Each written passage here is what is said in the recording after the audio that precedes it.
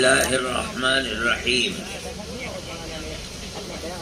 الحمد لله نحمده ونستعينه ونستغفره ونؤمن به ونتوكل عليه ونعوذ بالله من شرور أنفسنا ومن سيئات أعمالنا.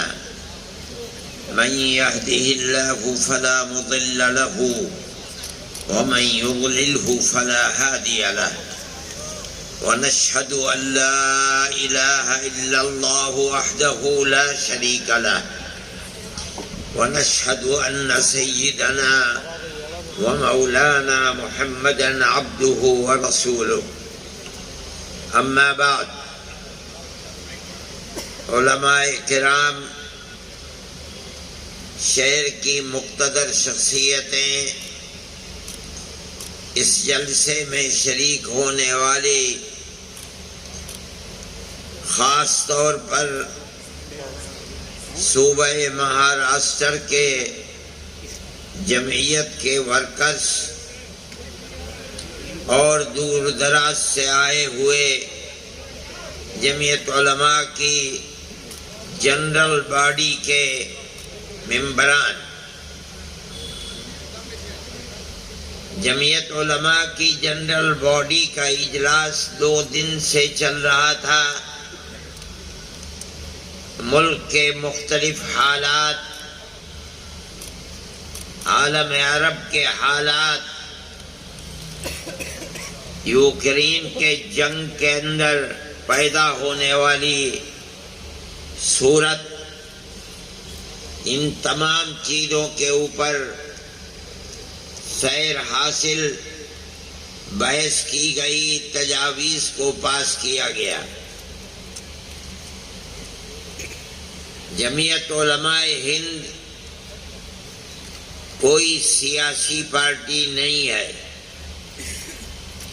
ملک کے اندر کرسی اقتدار پر کون آ کر بیٹھا اور کس کو اقتدار کی کرسی سے اٹھا کر باہر کر دیا گیا، جمعیت علماء ہند کو اس سے کوئی تعلق نہیں ہوتا. نہ ہم خود الیکشن لڑتے ہیں اور نہ الیکشن لڑنے والوں کے لیے پرچار کرتے ہیں. لیکن ملک ہمارا ہے. ہم ہمیشہ سے اس ملک میں رہتے چلے آئے ہیں. ہمارے آباء و اجداد ہمیشہ سے اسی ملک میں رہتے ہیں. ہمیں اپنے اس ملک سے تعلق ہے، محبت ہے.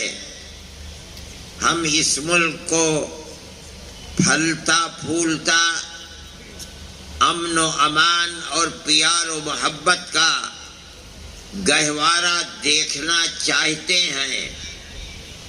اور ہمارے اکابر جمعیت علماء ہند پہلے دن سے اس کے لیے کوشش کرتی رہی ہے. ہم بھی ان کے نقش قدم پر چل کر برابر اس کے لیے کوشش کر رہے ہیں. ملک کی آزادی سے پہلے انگریز کی غلامی کی زنجیر کو توڑنے کے لیے علماء تقریباً 150 سال تک کوشش کرتے رہے، مرتے رہے، پھانسی کے پھندے اپنے گلوں کے اندر ڈلواتے رہے. لیکن 150 سال تک ان کی ہمت اور جرأت برابر اپنی جگہ کے اوپر قائم رہی. ایک کے بعد دوسرا، دوسرے کے بعد تیسرا، تیسرے کے بعد چوتھا، برابر معرکہ قائم کرتے رہے، میدان میں لڑتے رہے، مرتے رہے، مارتے رہے. برادران وطن کو ساتھ لیا.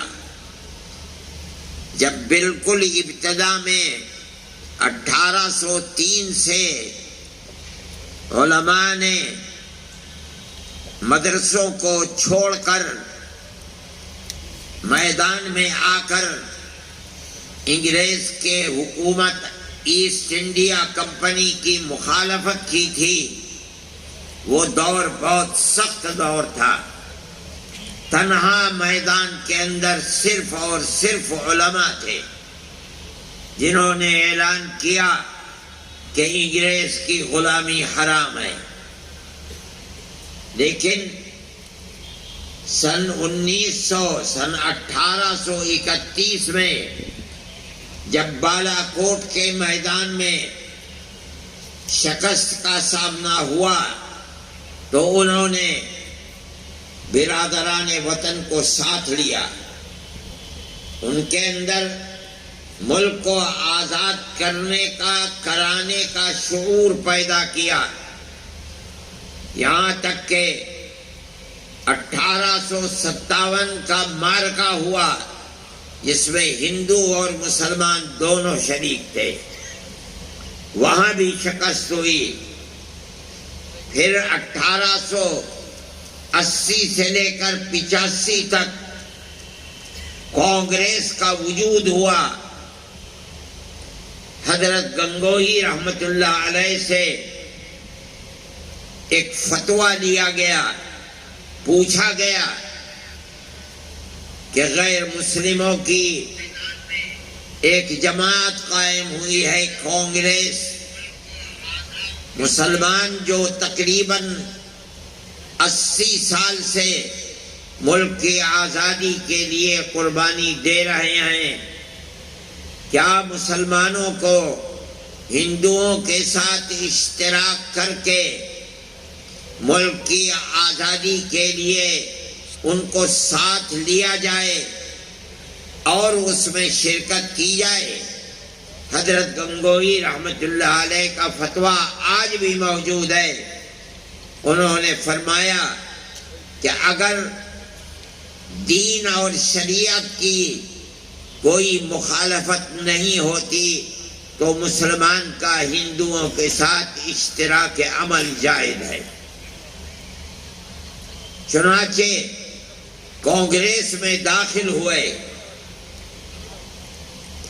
کانگریس کا بنیادی مقصد اس وقت صرف یہ تھا کہ 1831 اور 1857 میں جو 2 جنگیں ہو گئی ہیں انگریزی حکومت کے ساتھ، اور جو انگریزی حکومت ملکہ برطانیہ سے لے کر یہاں تک جو ہندوستانیوں کے خلاف ایک ذہن بن گیا ہے، اس ذہن کو بدلا جائے. ملک کی آزادی ان کے سامنے نہیں تھی. آپ اگر تاریخ کو پڑھیں گے سن 85 اور 83 کے اندر جو بات کانگریس کے جلسوں میں کہی گئی ہے وہ ملک کی آزادی کی نہیں ہے، بلکہ وہ صرف اتنی بات ہے کہ ہمارے اور ملکہ برطانیہ کی حکومت کے درمیان میں جو غلط فہمیاں پیدا ہو گئی ہیں ہم ان کو دور کرنا چاہتے ہیں.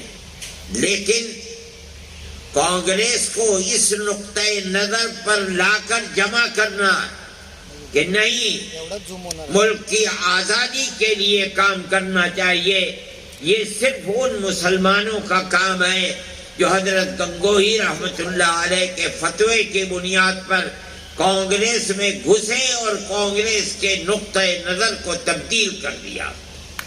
برابر یہ چیز چلتی رہی اور جمعیت علماء اپنا کام کانگریس کے اندر گھس کر کرتی رہی.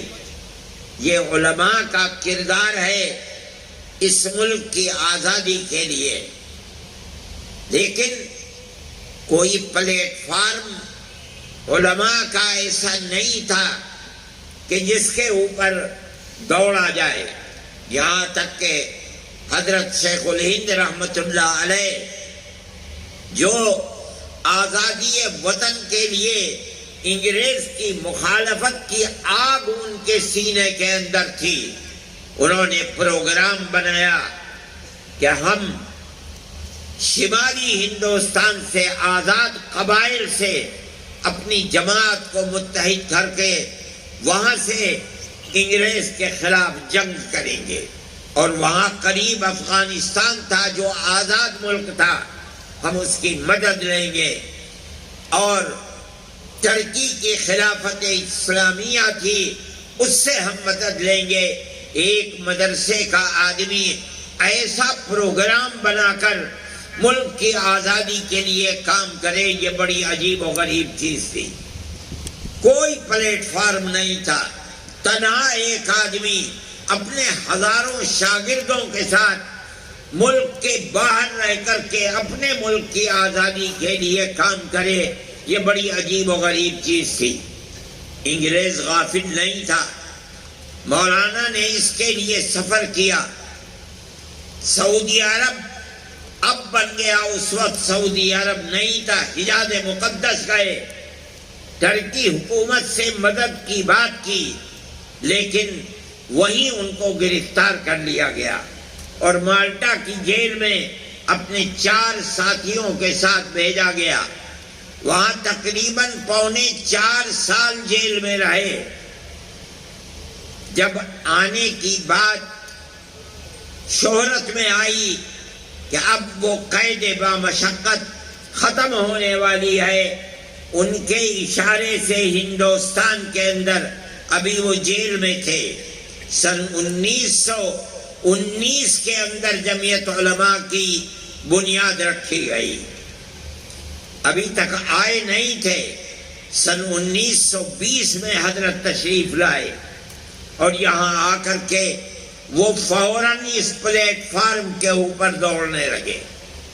جمعیت علماء ہند کا دلی کے اندر جلسہ ہوا، اس میں حضرت شیخ الہند رحمت اللہ علیہ کو پہلا صدر بنایا گیا۔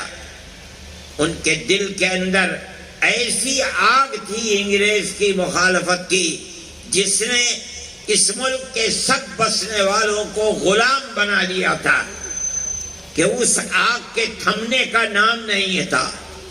وہ برابر لڑتے رہے یہاں تک کہ اس دنیا سے چلے گئے۔ ان کے بعد ان کے شاگردوں نے جمعیت علماء کو اٹھایا اور وہ انتہائی قوت کے ساتھ میدان کے اندر اترے، جیل جاتے رہے۔ مولانا مفتی کفایت اللہ صاحب ان کے شاگرد تھے، مولانا مدنی ان کے شاگرد تھے، مولانا احمد علی لاہوری ان کے شاگرد تھے۔ ان لوگوں نے اٹھایا اور اٹھا کر ملک کی آزادی کے لیے چلے، بار بار جیل جاتے رہے۔ کم و بیش اپنی 80 سالہ زندگی میں 10 سال انگریز کی جیلوں کے اندر گزارا۔ کیوں؟ اپنے اقتدار کے لیے نہیں، کرسی اقتدار پر بیٹھنے کے لیے نہیں، بلکہ اپنے ملک کو آزاد کرانے کے لیے۔ جیسے جیسے ملک کی آزادی قریب آتی تھی اور یہ معلوم ہوتا تھا کہ انگریز بھارت کی سرزمین کے اوپر نہیں رہ پائے گا، ویسے ہی ویسے وہ کانگریس کے لیڈر مہاتما گاندھی، موتی لال نہرو، جواہر لال نہرو، جمعیت علماء ہند کے پلیٹ فارم سے ان سے بار بار پوچھا جاتا تھا کہ ہمیں یہ یقین دلاؤ کہ ملک آزاد ہوگا تو ملک کا دستور سیکولر دستور ہوگا، جس کے اندر اگرچہ ہندو ملک کی اکثریت ہے لیکن ہر اقلیت کو اپنی مذہبی آزادی کے ساتھ جینے کا حق ہوگا۔ اور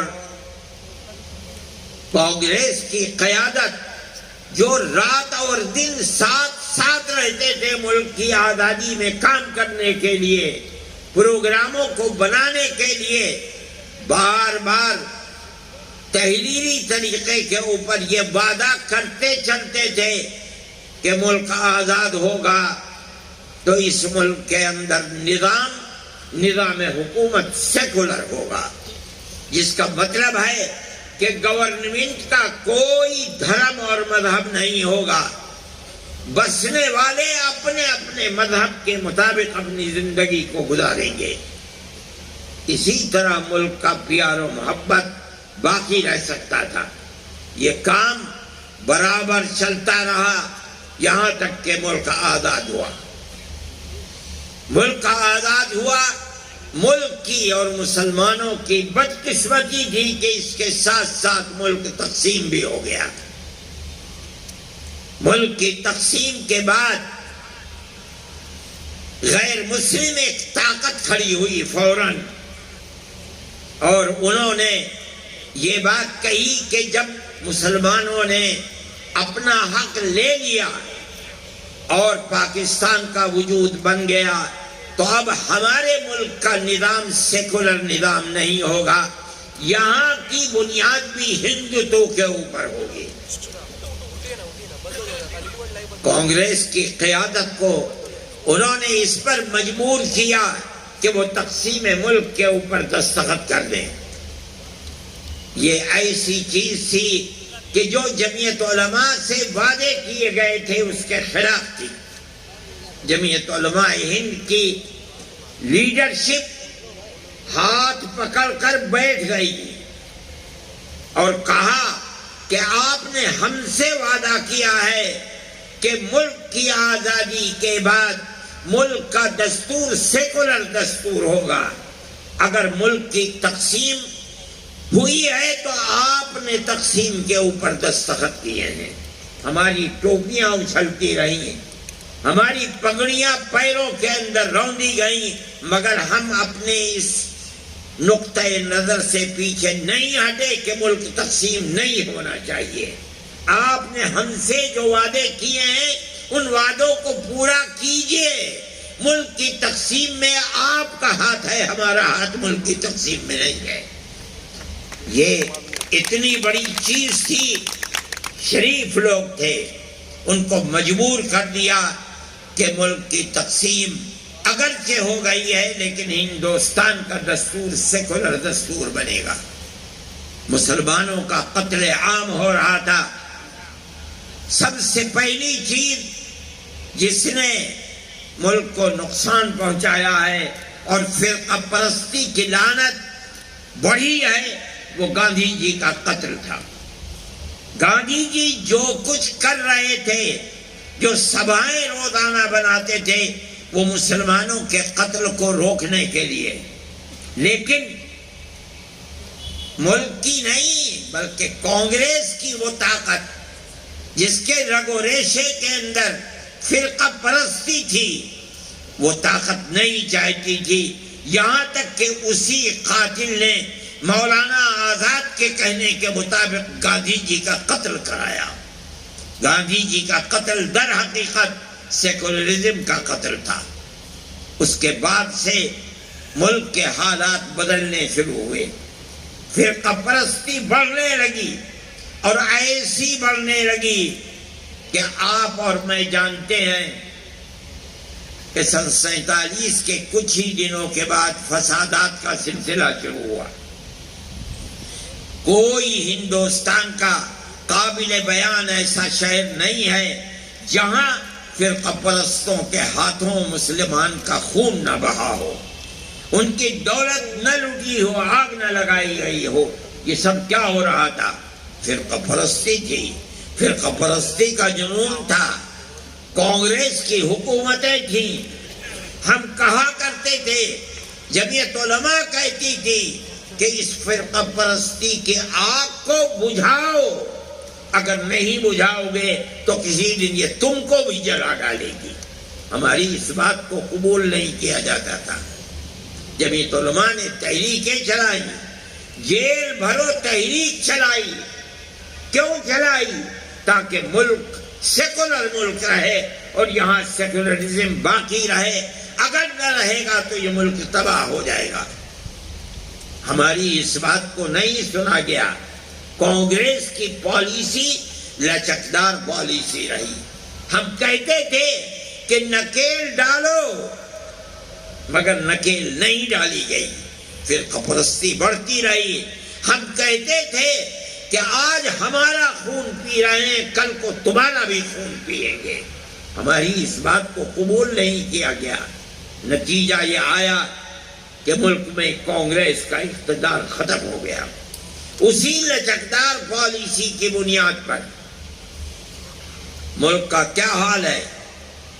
8-10 سال ہیں، ملک کی تاریخ نہیں تھی کہ کبھی ہندو مسلم تفریق کی بنیاد پر الیکشن لڑا گیا ہو، مگر آج الیکشن اول سے لے کر آخر تک صرف مسلمان سے نفرت نفرت نفرت کی بنیاد پر لڑا جا رہا ہے۔ کیا ہوا کرناٹک کے الیکشن کے اندر؟ ہر آدمی نہیں، میں کہتا ہوں ملک کا اقتدار اعلیٰ اوپر سے لے کر نیچے تک اپنی تقریروں کے اندر کہتا ہے کہ ہمیں مسلمان کے ووٹ کی ضرورت نہیں ہے، ہم مسلمانوں کے مذہبی پرسنل لا کو بدل کر کے یکساں سول کوڈ کو لائیں گے۔ کہتے ہیں کہ ہم نے مسلمان کے ریزرویشن کو ختم کیا ہے، ہم مسلمان کو ریزرویشن نہیں دیں گے۔ علن اعلان یہ تقریریں ہوتی رہی، دنیا نے سنا، ہم انگشت بدندہ تھے کہ اللہ کیا ہو رہا ہے۔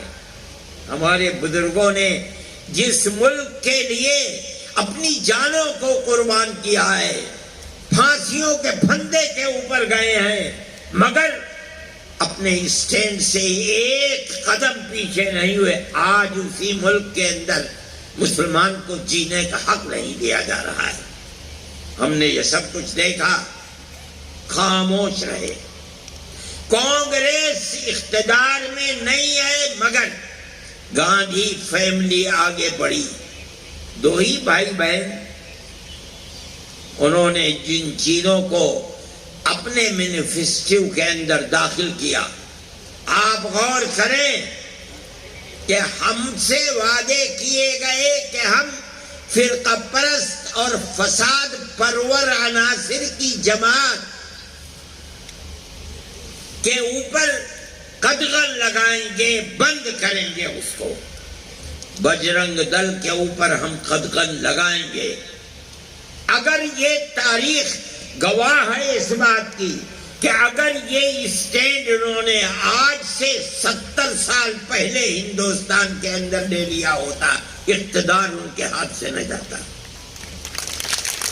ملک برباد نہ ہوتا، تباہی نہ آتی، فقر و تنگ دستی کا بول بالا نہ ہوتا، ملک کے اندر اقتدار ان کا ہوتا جو ملک میں ہر طبقے کو چین و سکون کے ساتھ زندہ رہنے کا موقع دیتے ہیں۔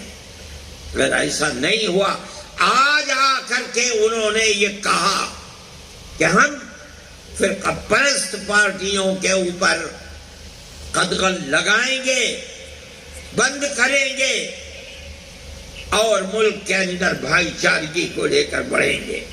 ایک شور مچ رہا تھا کہ کانگریس نے الیکشن کے اندر اپنے مینیفیسٹو کو اندر اس کو داخل کیا کہ ہم بجرنگ دل پر پابندی لگائیں گے۔ غلطی کی، میں سمجھتا تھا کہ غلطی نہیں ہے، بلکہ اپنی غلطی کا تدارک ہے۔ جو 70 سال پہلے سے غلطی تھی، آج اس غلطی کا تدارک کیا جا رہا ہے۔ میں سمجھتا ہوں کہ وہ موقف ٹھیک تھا، اور میں سمجھتا نہیں ہوں بلکہ ہندو اور مسلمانوں نے مل کر اس موقف کی تائید کی ہے۔ ہمیں اس کا افسوس ہے کہ جمعیت علماء ہر قدم کے اوپر کانگریس سے کہتی تھی کہ بابا پیچھے ہٹو، فرقہ پرستی کو لگام لگاؤ۔ فرقہ پرستی جس طرح مسلمان کو برباد کر رہی ہے، اقلیتوں کو تباہ کر رہی ہے، اقلیتوں کی حفاظت کرو، نہیں مانتے تھے، کوئی جواب نہیں دیتے تھے۔ ہم نے جیل بھرو تحریک چلائی، ایک دفعے تو چلا دی، دوبارہ پھر چلانی چاہیے۔ سارے ملک سے لوگ دلی میں جمع ہو گئے جمعیت علماء کی دعوت پر۔ اگلے دن سے ہمیں باہر نکلنا تھا۔ جنرل شاہ نواز مرحوم سادے کاغذ پر اندرا جی کے دستخط کرا کے لائے اور یہ کہا ان لوگوں کے درمیان میں جو اگلے دن جیل جانے والے تھے کہ اندرا جی نے مجھے یہ دستخط کر کے بھیجا ہے، اور یہ کہا ہے کہ جمعیت علماء اور کانگریس کا چولی دامن کا ساتھ ملک کی آزادی میں رہا ہے۔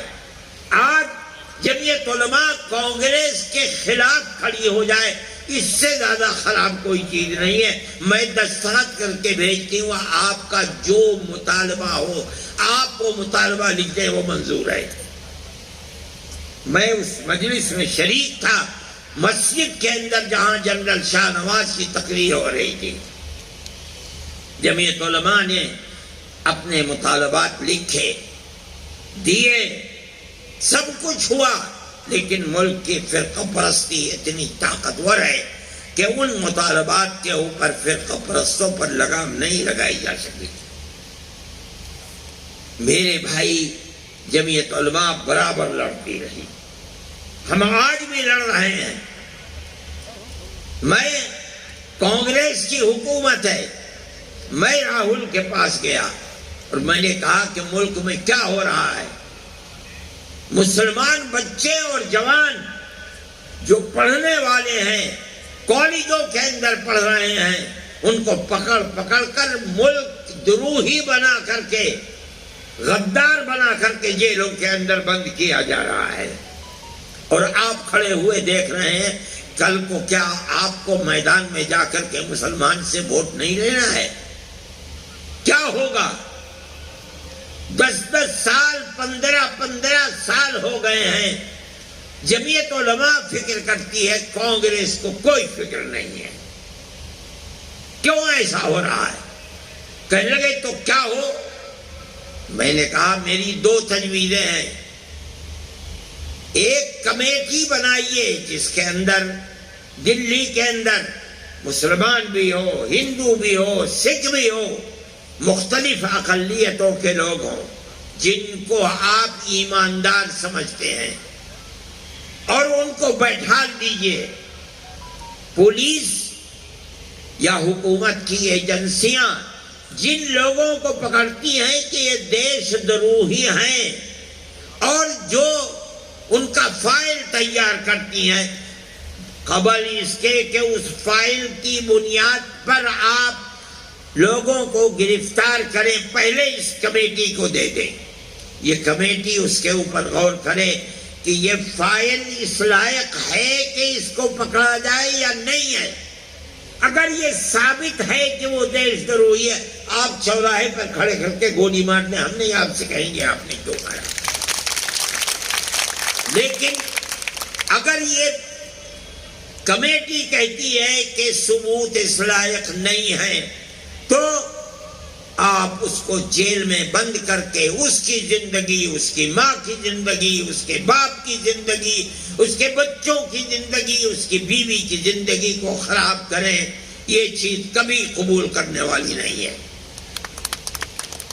دوسری چیز، میں نے کہا دوسری چیز میں پیش کرتا ہوں، لوگ، پولیس، گورنمنٹ کی ایجنسیاں پکڑ کر جیل میں بند کر دیتی ہیں۔ گواہ، کسی کے گواہ 10 ہیں، کسی کے گواہ پولیس لے کر کے 50 آتی ہے، 100 لاتی ہے، 150، 200، 250، 300 گواہ۔ یہ 300 گواہ پیش ہوتے ہوتے ہوتے ہوتے 10-15 سال ہو جاتے ہیں، گواہ نہیں آتے۔ ملزم لکھنؤ میں ہے، کیس رامپور میں چل رہا ہے، جس تاریخ کے اندر عدالت میں حاضری ہے، وہاں سے ہتھ کڑی ڈال کر کے اس کو لاتے ہیں، دن بھر بیٹھا رہتا ہے رامپور میں، شام کو لے کر کے لکھنؤ جاتے ہیں۔ کیوں؟ صاحب گواہ نہیں آیا۔ میں نے کہا کہ گواہوں کو پولیس نے پیش کیا ہے، اس نے فہرست بنائی ہے، آپ پولیس کو ذمہ دار بنائیں 6 مہینے، سال بھر، 1.5 سال، 2 سال، وہ گواہوں کو لے کر کے آئے۔ یہ پولیس کی ذمہ داری ہے۔ اگر پولیس گواہوں کو نہیں لا پاتی ہے، آپ اس ملزم کو آزاد کر دیجئے، مقدمہ چلائیے، یہ رکشہ چلائے گا اور اپنے مقدمے کو چلائے گا، خرچ پورا کرے گا، اس کو برباد مت کیجئے۔ کہنے لگے اچھا یہ بتاؤ کتنے ملزم ہیں جو جیلوں کے اندر بند ہیں، مجھے اس کی فہرست دو۔ میں نے کہا بہت اچھی بات ہے۔ میں باہر آیا اور آ کر میں نے ساری پارٹیوں کو، جو میڈیا کے اندر لوگ تھے، ان سے کہا کہ بھئی مجھے فہرست چاہیے، کسی کے پاس فہرست ہی نہیں۔ 8 دن کے بعد ان کا فون آیا کہ جو وعدہ کیا تھا کہاں ہے فہرست؟ میں نے کہا میں فہرست تیار کر رہا ہوں۔ میں نے اخبارات کے اندر دیا، اپنے لوگوں سے کہا کہ جہاں جہاں دیش دروہی کے مقدمے کے اندر آدمی جیل میں ہے، اس کا نام، کس جیل میں ہے، کتنے دن سے ہے، کون پیروی کر رہا ہے، اس کا نام اور اس کا موبائل نمبر مجھ کو دے۔ پورے ہندوستان سے جمع ہو گئے اور یہ بتائیں کہ کتنے سال سے جیل میں ہے۔ میں نے ایک فہرست بنائی، 18 سال اس وقت تھے، 18 سال سے اتنے اتنے لوگ ہیں، یہ نام ہیں، اور ان کے پیروکار یہ ہیں، فلاں جیل میں ہے۔ 17 سال سے اتنے ہیں، 16 سال سے اتنے ہیں، 15 سال سے اتنے ہیں، 10 سال تک میں نے یہ فہرست بنائی مکمل نمبرات کے ساتھ، اور 10 سال کے بعد پھر میں نے نام لکھ دیے کہ اتنے۔ میں گیا پھر پڑھا اس فہرست کو اور مجھ سے کہنے لگے کیسے یہ فہرست ملی؟ میں نے کہا کہ میں نے لاکھوں روپیہ جمعیت علماء کا خرچ کر کے اس فہرست کو بنایا ہے، اور ایک ایک نام درست ہے، آپ تحقیق کر لیجئے۔ کہنے لگے اچھا دیکھو میں کیا کرتا ہوں۔ جوان آدمی ہے، میرے دل میں یہ بات آئی کہ بہت کچھ ہو سکتا ہے کہ ان بیچاروں کی مشکلات ختم ہو جائیں۔ اگلے دن میرے پاس ڈپٹی ہوم منسٹر کا فون آیا، میں دلی ہی میں تھا، تو میں ملنے کے لیے آنا چاہتا ہوں۔ میں نے کہا آپ نہ آئیے، لوگ دیکھیں گے تو میری جان مصیبت میں آ جائے گی، کسی کی کچھ ضرورت ہے، کسی کی کچھ ضرورت ہے، میں آپ کے پاس آتا ہوں۔ چنانچہ میں چلا گیا، کہا کہ راہل جی کا میرے پاس یہ فون آیا ہے اور میرے لیے یہ بات انہوں نے کہی ہے کہ میں آپ سے ملوں۔ میں نے کہا ٹھیک ہے۔ میں نے وہی بات جو راہل جی سے کہی تھی میں نے ان سے کہی۔ انہوں نے آئی بی اور دوسری ایجنسیوں کے جو چیئرمین تھے ان کو بلا لیا۔ انہوں نے کہا کیا پروگرام ہے؟ میں نے کہا میں یہ کہتا ہوں آپ سے، کسی نے میرے پروگرام کی مخالفت نہیں کر نہیں سکتے تھے، بڑی معقول بات ہے۔ کہنے لگے بہت اچھا، آپ ہمیں موقع دیں۔ میں نے کہا بہت اچھی بات ہے۔ اس کے بعد میری ان کی 2 مرتبہ ملاقات ان کے آفس میں ہوئی، الگ بیٹھ کر کے بات چیت ہوئی۔ میں کہتا ہوں کہ فرقہ پرستی کی وہ طاقت جنہوں نے گاندھی جی کا قتل کیا تھا، یہ کیسے ہو سکتا تھا کہ آج وہ طاقت جو بہت طاقتور ہے وہ کیسے چھوڑ دیتی؟ 2 مہینے نہیں گزرے کہ ان کو ختم کر دیا گیا، جتیندر کو، اور آج وہ ہوم منسٹر نہ ڈپٹی ہوم منسٹر کچھ بھی نہیں رہے، وہ سارا مسئلہ فائل بند ہو گئی۔ میرے بھائی یہ فرقہ پرستی ہے۔ ہم نے اس فرقہ پرستی کی مخالفت جمعیت علماء نے کی اور ہم برابر کر رہے ہیں۔ یہاں تک کہ اس فرقہ پرستی کے سلسلے میں لچکدار پالیسی ہی کی وجہ سے میں کہتا ہوں کہ کانگریس کا دور ختم ہو گیا۔ اگر کانگریس اس فرقہ پرستی کو لگام لگا دیتی تو کانگریس کا دور، جس کی بڑی بہترین تاریخ ہے ملک کی آزادی کے اندر، اس کو کبھی یہ موقع دیکھنے کو نہ ملتا جہاں کانگریس آج کھڑی ہوئی ہے۔ جمعیت علماء برابر اپنا کردار ادا کرتی رہی ہے۔ مسلمانوں کے مسائل ہوں کہ ہندوؤں کے مسائل ہوں، ہم نے کبھی مذہب کی بنیاد کے اوپر کوئی معاملہ نہیں کیا۔ ہم ہر ہندوستانی کی جمعیت علماء ہر محاذ پر مدد کرنے کے لیے ہر وقت تیار رہی ہے اور مدد کرتی رہی ہے، یہاں تک کہ کانگریس کا دور اقتدار ختم ہو گیا۔ ہم کہتے تھے کہ جو لوگ گاندھی کیپ پہن کر اور گاڑھا کھدر اپنے جسم پر لگا کر اپنے آپ کو کانگریسی کہتے ہیں، یہ کانگریسی نہیں ہے، ان کے دل فرقہ پرستی میں سیاہ ہے۔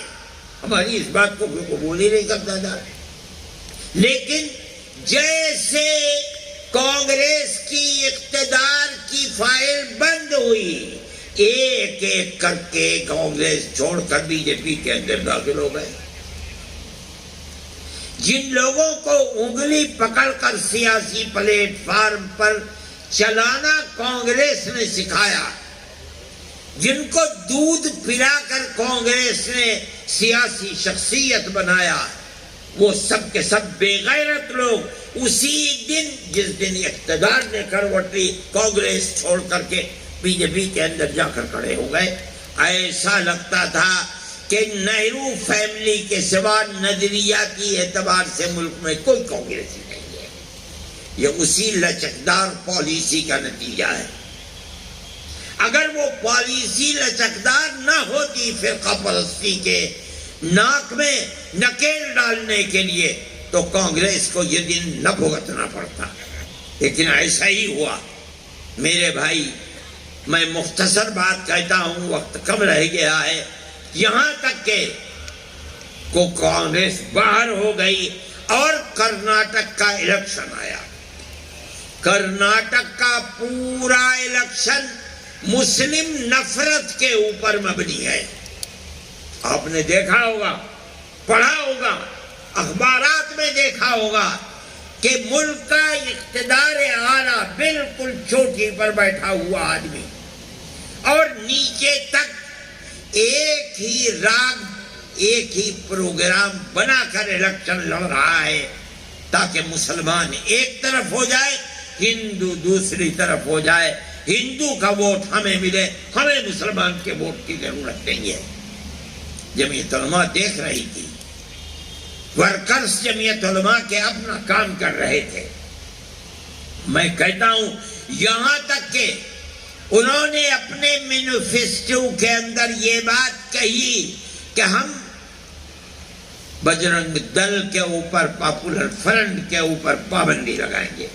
ہمیں کوئی فکر نہیں کہ پاپولر فرنٹ کا، پاپولر فرنٹ عمل نہیں ہے، رد عمل ہے۔ اگر بجرنگ دل کی مسلم دشمن پالیسی نہ ہوتی، پاپولر فرنٹ جنم نہ لیتا۔ آپ بجرنگ دل کے اوپر پابندی لگائیے، ہمیں کوئی افسوس نہیں ہے، 100 پاپولر فرنٹ کے اوپر پابندی لگا دیجیے، ملک میں امن تو قائم رہے۔ انہوں نے کہا، لوگ یہ کہتے رہے کہ برا کیا، برا کیا، الیکشن پر اثر پڑے گا، ہم تو خاموش تھے، ہم نے نہیں کہا۔ ہم سمجھتے تھے کہ طاقت ملے گی، مسلمان کو محسوس تو ہوگا کہ کانگریس کو اپنی غلطی کا احساس ہے، ہم کانگریس کی جڑوں کو مضبوط کریں گے۔ میں کہتا ہوں 95 نہیں 98% مسلمان نے کرناٹک کے اندر کانگریس کو ووٹ دیا ہے، اور اس کی بنیاد یہی تھی کہ فرقہ پرستی کا ناگ جو آزاد پھر رہا ہے، کانگریس یہ وعدہ کرتی ہے کہ ہم اس کو ناک میں نکیل ڈالیں گے، ہمیں خوشی ہے اس بات کی۔ اس کا تصور نہیں ہوتا تھا کہ کانگریس اس قوت کے ساتھ آگے آئے گی۔ ہم اس چیز کو مانتے ہیں کہ ہندوستان میں کہیں بھی الیکشن ہو، جو بربادی ہندوستان کے اندر آ رہی ہے اس بربادی کا تنہا سبب فرقہ پرست ذہنیت ہے۔ آج جو لوگ کرسی اقتدار پر بیٹھے ہیں وہ یہ سمجھتے ہیں کہ ہمارے اقتدار کی حفاظت صرف اور صرف فرقہ پرستی کی بنیاد پر ہوگی، تاکہ ہم ہندو اور مسلمان کے ووٹ کو تقسیم کر دیں۔ ہم یہ سمجھتے ہیں کہ یہ ملک کی بربادی کا پہلا زینہ ہے۔ ملک ہندوستان جس کے اندر ہندو اور مسلمان دونوں رہتے ہیں، آج سے نہیں 1400 سال سے رہتے ہیں، 1400 سال سے رہتے ہیں۔ میں نے یہ بات کہی تھی، جس کا بڑا شور مچا کہ ہندوستان کی دھرتی کو اللہ نے قبولیت عطا فرمائی، سب سے پہلا نبی اسی دھرتی کے اوپر اللہ نے اتارا ہے، جس کو تم منو کہتے ہو، اس کی اولاد کو منوش کہتے ہو، ہم اس کو آدم کہتے ہیں، آدم کی اولاد کو آدمی کہتے ہیں۔ سوال پیدا ہوتا ہے کہ منو نہ رام ہے نہ لکشمن ہے، کوئی نہیں ہے، تنہا ایک آدمی ہے، اس سے اولاد چلے گی تو رام پیدا ہوں گے، اولاد چلے گی تو راون پیدا ہوں گے۔ ابھی اولاد ہی نہیں چلی ہے، سوال ہے کہ وہ ایک آدمی کس کی عبادت کرتا تھا، کوئی نہیں بتا سکتا۔ ہمارے پاس اللہ کی کتاب قرآن ہے، وہ ایک اللہ یعنی ایک اوم کی عبادت کرتا تھا۔ میرے پاس پنڈت جی آئے، ابھی 5-7 دن ہوتے ہیں، 10 دن کے دہرادون کے، اور آ کے کہنے لگے کیسے کہتے ہو کہ اوم اللہ ہے؟ میں نے کہا آپ پنڈت جی ہیں، دھرم کی کتابیں آپ نے پڑھی ہیں، تو خاموش ہو گئے۔ میں اندر گیا اور میں نے یجروید لا کر کے ان کو دکھلائی، اس کا جو سب سے آخری منتر ہے میں نے وہ پڑھ کر ان کو سنایا، بالکل خاموش بیٹھ گئے۔ اوم کے معنی اللہ کے ہیں، پوری کتاب میں کہیں یہ نظر نہیں آتا بت پرستی، ہر حکم وہی ہے ایک خدا کا جو قرآن کہتا ہے۔ یہ کہاں سے بت پرستی آئی اس کو خدا ہی جانتا۔ خیر یہ موضوع نہیں ہے، لیکن میں کہتا ہوں کہ ہمارا دین، ہمارا عقیدہ، لوگ یہ کہتے ہیں کہ یہ مذہب عرب کا مذہب ہے جسے یہ اپناتے ہیں، نہ وہ اپنے ملک کی تاریخ جانتے ہیں، نہ وہ مذاہب کی اور دھرم کی تاریخ جانتے ہیں۔ نہیں، ہمارا عقیدہ اس ہندوستان کا عقیدہ ہے، بھارت کی دھرتی کا عقیدہ ہے، سب سے پہلا نبی یہی اترا ہے۔ آپ اسے اوم کہتے ہیں، ہم اسے آدم کہتے ہیں، ہے وہی۔ کسی نبی نے کسی بت کی پرستش نہیں کی، جس اللہ کے وہ اپاسک تھے ہم آج اسی اللہ کے اپاسک ہیں۔ یہ ہمارا عقیدہ ہے، اس عقیدے میں کوئی فرق نہیں ہے، ہر نبی نے یہی عقیدہ دیا ہے، یہاں تک کہ آخری نبی ہم بھی انہی کی طرح بت پرستی میں لگے ہوئے تھے۔ کوئی رام کو پوچھتا تھا، کوئی راون کو پوچھتا تھا، لیکن یہاں تک کہ ہمارے آقا حضرت محمد صلی اللہ علیہ وسلم آئے، انہوں نے سبق دیا اللہ ایک ہے۔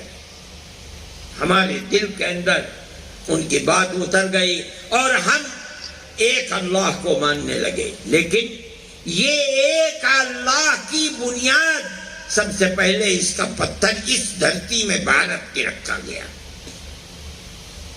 جتنے انبیاء آئے ہیں، شیش، ادریس، نوح، ہود، صالح، شعیب، سب کے سب اسی ایک اللہ کے ماننے والوں کی کڑی ہے۔ یہاں تک کہ حضرت محمد صلی اللہ علیہ وسلم آئے، ہم اللہ کے فضل و کرم سے ان کی امت میں ہیں، ہم اللہ کو ایک مانتے ہیں۔ مگر سب سے پہلے اس کا پتھر اسی ہندوستان میں رکھا گیا ہے کہ ہمارا مذہب ہے، ہم اسی مذہب کے اوپر چلتے ہیں. اسی آدم اور منو کی ساری دنیا اولاد ہے. جمعیت علماء ہند، ہمارے اکابر بڑے عالم تھے، مذہبی کتابوں کے پڑھے ہوئے تھے، ان کی زندگی کے اندر اترا ہوا تھا. اس لیے انہوں نے جو سبق ہندوستان کے اندر دیا ہے وہ وحدت کا سبق ہے. ساری دنیا کے لوگ ایک ہی ماں باپ کی اولاد ہیں، سب کے ساتھ اخوت و ہمدردی، پیار و محبت کے ساتھ رہنا ہوگا. جمعیت علماء اس کے اوپر چلتی ہے. ہم ہر ایک کے ساتھ پیار و محبت کا معاملہ کرتے ہیں. میرے بھائی، جمعیت علماء کے ہر پروگرام کے اندر پیار و محبت ہے. ہم نے اس وقت ایک تحریک چلائی کہ ہم پڑھنے والے بچوں کی مدد کریں گے. پہلے 1 کروڑ روپیہ ہم خرچ کرتے تھے، اس مرتبہ ہم نے 2 کروڑ روپیہ خرچ کیا ہے اور ہم نے درخواستیں منگوائیں. ہم نے یہ کہا شرط ہے کہ 70% نمبر ہونے چاہیے، چاہے ہندو ہو چاہے مسلمان. ہمارے پاس درخواستیں آ گئی، ہندو بچوں کی بھی آئی، مسلمان بچوں کی بھی آئی. جو ہماری شرط پر اترا، ہم نے مذہب کی بنیاد کے اوپر کوئی تفریق نہیں کی. یہ جمعیت علماء کا کردار ہے. ہم یہ سمجھتے ہیں کہ ملک فرقہ پرستی کی طرف چل رہا ہے اور حکومت، آج کی حکومت یہ سمجھتی ہے کہ فرقہ پرستی سے اس کا اقتدار محفوظ رہ سکتا ہے. میں یہ کہتا ہوں کہ فرقہ پرستی پر اقتدار محفوظ نہیں رہ سکتا. ٹھیک ہے، تم نشے کی گولی کھلا سکتے ہو، چند دن کھلا سکتے ہو، چند سال کھلا سکتے ہو، ہمیشہ نہیں کھلا سکتے. کرناٹک نے ثابت کر دیا کہ تم نے جس نظریے کو پیش کیا ہے اسے اپنی ٹھوکر سے اڑا دیا. میں سمجھتا ہوں کہ اوپر والے نے اگر چاہا تو پورے ہندوستان کے دوسرے صوبوں کے اندر اور مرکزی الیکشن کے اندر بھی یہ نظریہ رنگ لا کر رہے اللہ. اور فرقہ پرستی کے ناک میں نکیل پڑے گی، لیکن اسی وقت پڑے گی جبکہ کانگریس اپنے اس نظریے کے اوپر رہے گی جو ملک کی آزادی سے پہلے کا نظریہ تھا. لچکدار پالیسی نہیں، بلکہ وہ پالیسی لاؤ جس کو اس الیکشن کے اندر اپنایا ہے. کہتے ہو کہ بجرنگ دل اور پاپولر فرنٹ کے اوپر پابندی لگاؤ، اپنے مینیفیسٹو کو زندہ کر کے دکھلاؤ. زندہ کرو گے تو کل جو وعدہ کرو گے قوم اس وعدے کو قبول کرے گی، نہیں کرو گے قبول نہیں کرے گی. میرے بھائی، یہ ایک نظریہ ہے جمعیت علماء کا اور جمعیت علماء اس نظریے پر قائم ہے. ہم یہ کہتے ہیں کہ جمعیت علماء کے ہر ممبر کو پیار و محبت کے ساتھ اپنی زندگی کو گزارنا چاہیے. آپ اپنے دائیں بائیں کو دیکھیں، کون ہے، کیا کر رہا ہے. یہ نہ دیکھیں کہ کون ہندو ہے کون مسلمان ہے. جمعیت علماء یہ نہیں کرتی. بنگال میں سیلاب آیا، سمندر گھس گیا، ہزاروں مکانات ختم ہو گئے، جو کھیت تھے سمندر کے پانی نے سب کچھ جلا ڈالا. ہم نے کام کیا. ہمارے ایک ایک کیمپ کے اندر 2700 صبح کو کھانا کھاتے تھے، 2700 شام کو کھانا کھاتے تھے. لیکن ہم نے کبھی کسی آدمی کی یہ نہیں کہا کہ مسلمان کھائے گا ہندو نہیں کھائے گا. کتنے کھا رہے ہیں یہ بھی نہیں دیکھا. ہم نے سب کو کھانا کھلایا. پانی ختم ہو گیا، ہم نے نل لگوائے. ایک ایک نل پر، حالانکہ بنگال میں پانی بہت قریب ہے زمین میں، لیکن سب پانی کھارا ہو گیا تھا. کئی 100 فٹ نیچے لے جا کر کے پانی میٹھا ملتا تھا. ایک ایک نل پر اس وقت 90,000 روپیہ خرچ ہوتا تھا. ہم نے کہا کوئی بات نہیں ہے، ہمارا کیا، قوم ہمیں دیتی ہے، ایک ہاتھ سے لیتے ہیں دوسرے ہاتھ سے خرچ کر دیتے ہیں۔ ہم نے نل لگوائے، ایسی جگہوں پر لگوائے کہ ہندو اور مسلمان دونوں اس سے فائدہ اٹھائیں۔ یہ جمعیت علماء کی پالیسی ہے۔ میں کہتا ہوں کہ جمعیت علماء کے ہر ورکر کو اسی پالیسی کے اوپر عمل کرنا چاہیے، چلنا چاہیے۔ پیار و محبت کی زندگی کو بڑھائیے، تبھی آپ زندہ رہ سکتے ہیں، اس ملک کے اندر آپ کی اولاد زندہ رہ سکتی ہے۔ اگر آپ بھی اسی طرح سے نفرت کو چلائیں گے جس نفرت کا مظاہرہ کرناٹک میں ناکام کیا گیا ہے، تو ملک برباد ہو جائے گا، ملک کے اندر زندگی نہیں رہے گی۔ جمعیت علماء کی یہ تحریک ہے، جمعیت علماء کا یہ پیغام ہے۔ میں سمجھتا ہوں کہ ملک کے ہر آدمی کو اس پیغام کو اپنانا چاہیے۔ دوسری چیز خاص طریقے پر میں کہتا ہوں، ابھی کسی تقریر کرنے والے نے کہا تھا کہ ارتداد کی ہوا چل رہی ہے، اپنے مذہب کو چھوڑ کر لڑکیاں خاص طور پر جا رہی ہیں۔ ہم یہ سمجھتے ہیں کہ مذہب ایسی چیز نہیں ہے کہ آدمی جس وقت چاہے مذہب کو تبدیل کر دے۔ ہمارا یہ ماننا ہے کہ اگر ماں باپ کو فکر ہے، قوم کو فکر ہے اپنی آنے والی نسل کا، تو اس کو یہ چاہیے کہ اہل ثروت کی کمی نہیں ہے۔ ایسے اسکول قائم کرو کہ جو لڑکیوں کے الگ ہوں، لڑکوں کے الگ ہوں۔ آپ اگر معیاری اسکول بنائیں گے تو ہندو بھی اپنے بچیوں کو اس مخلوط تعلیم سے نکال کر کے آپ کے اسکول کے اندر بھیجیں گے۔ اور یہ کوئی نئی بات نہیں ہے، ہندوستان کے اندر گورنمنٹ جن اسکولوں کی مدد کرتی ہے، یا جو اسکول گورنمنٹ کے بنائے ہوئے ہیں یا یونیورسٹیاں میں، ان کی تعداد تقریباً 43,000 ہے۔ اس کے اندر تقریباً 5واں حصہ ان اسکولوں اور یونیورسٹیوں کا ہے جو تنہا لڑکیوں کے لیے، لڑکے کا داخلہ اس کے اندر نہیں ہوتا ہے۔ آج اگر میں اور آپ بنائیں گے اس طرح کے کالج اور اسکول، اس کے اندر کون سی کوئی تباہی آ جائے گی؟ لیکن مسلمان کا حال یہ ہے کہ وہ شادی بیاہ کے اندر 10-20 کروڑ روپیہ ایک آدمی خرچ کر دیتا ہے، لیکن قوم کی پریشانی کا خیال نہیں کرتا ہے۔ آپ حضرات اس کو اپنی پالیسی بنائیں، لڑکوں کے الگ، لڑکیوں کے الگ اسکول بنائیں۔ ان اسکولوں کے اندر آپ تعلیم دیں، بچے کو یہ بتائیں کہ وہ کس دھرم سے تعلق رکھتا ہے۔ اگر ہندو ہے اس کو وہ بتائیے، اگر مسلمان ہے اس کو وہ بتائیے، اور اس کے بعد اس کو تعلیم دیجیے، مخلوط تعلیم نہیں، تاکہ آپ کی آنے والی نسل محفوظ رہ سکے۔ جمعیت علماء کی اس وقت اس اجلاس میں یہ 2 پروگرام ہیں جن کو آپ کے سامنے پیش کیا جاتا ہے۔ ایک تو آپ نفرت کی سیاست کا مقابلہ اپنے عمل سے کریں، ہندو مسلمان کو دیکھ کر نہیں، انسانیت کی بنیاد پر۔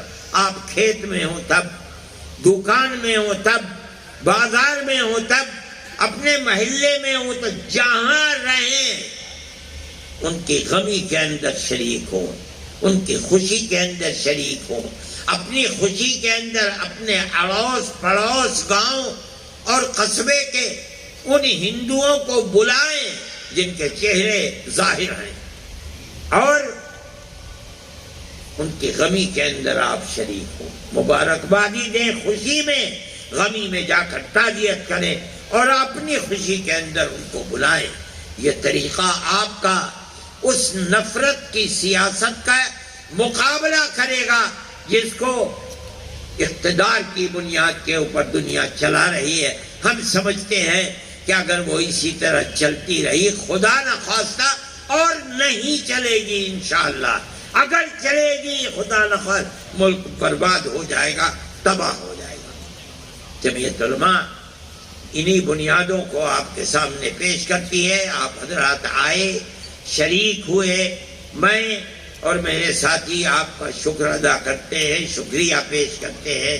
اور جس پروگرام کو آپ کے سامنے رکھا گیا ہے آپ ہر جگہ اس پروگرام کو چلانے کی کوشش کریں، اور چلانے والے چلا بھی رہے ہیں۔ انشاءاللہ یہ پروگرام خود آپ کی اور آپ کی اولاد کے لیے عزت و آبرو کا سبب بنے گا اور فتنے سے آپ کو دور رکھے گا۔ وآخر دعوانا ان الحمد للہ رب العالمین۔